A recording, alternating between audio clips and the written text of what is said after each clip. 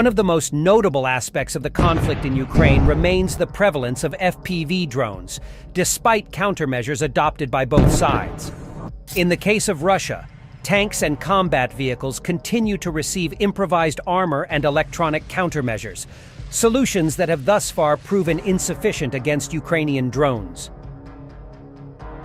In recent weeks, Russian land forces have experimented with various improvised armor solutions for their armored vehicles, significantly limiting their combat capabilities. Images and sequences captured on the battlefield have revealed tanks transformed into true steel turtles, armored vehicles that may offer better protection against drone attacks, but are severely limited in movement, as the adopted configurations considerably restrict turret movement and external visibility, nearly zeroing out the crew's situational awareness.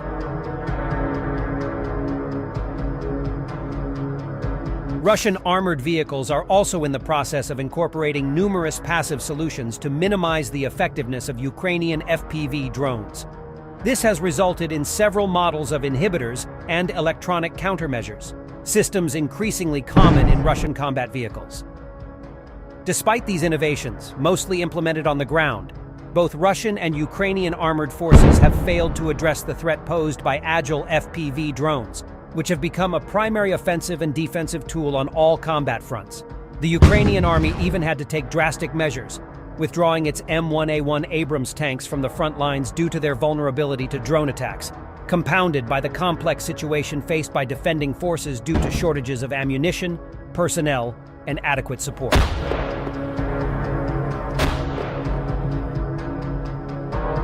Faced with serious material limitations, Ukrainian ground forces have experienced a significant degradation in their ability to operate as a cohesive element of combined arms, restricted to offering static resistance as they relinquish various defensive lines.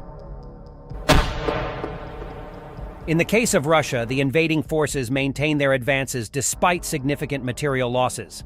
However, the continuous adoption of countermeasures reflects the need to provide better protection to personnel and armored assets to reduce losses.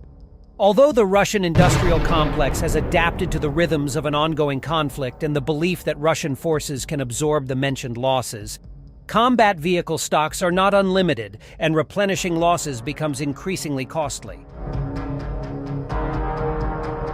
Suffering considerable losses in their offensives, Russian forces prevail due to the inexorable weight of their human and material resources. Nevertheless, the ever-present threat of drone attacks remains an unresolved issue, a situation acknowledged by all actors closely monitoring the developments in the Ukrainian conflict. Meanwhile, Russian forces in Ukraine have lost 54 tanks and more than 4,400 soldiers since Sunday, according to data released Friday by Kiev's military. The General Staff of the Armed Forces of Ukraine reported that in addition to 4,410 casualties, Russia also lost 100 armored fighting vehicles, 137 artillery systems, and 143 drones during the same period. Tallies for Russian casualties have been difficult to confirm throughout the war, and Ukraine's figures are higher than many other estimates. The Kremlin rarely releases its own numbers, and when it does, the figures are thought to be undercounted. Kiev's latest figures on Russian losses come as Putin's forces launched a new cross-border offensive into northeastern Ukraine on Friday. Military analysts have said the new offensive could signal the start of a new major operation from Moscow's military. The Ukrainian Defense Ministry said Russian infantry attempted to break through Kiev's defenses near Vovchansk, but they were reportedly met with Ukrainian reserve units. In a Friday address, Ukrainian President Volodymyr Zelensky said his military will deploy additional forces to Kharkiv. Today, Russian troops tried to expand operations against Ukraine. We are aware of the size of the invaders' forces and see their plan. Our soldiers, our artillery, our drones are retaliating against the invaders, Zelensky said, according to a translation by Ukrainian media outlet Ukrainska Pravda. I am grateful to each of our soldiers, each sergeant, each officer who are defending our positions in the best way possible.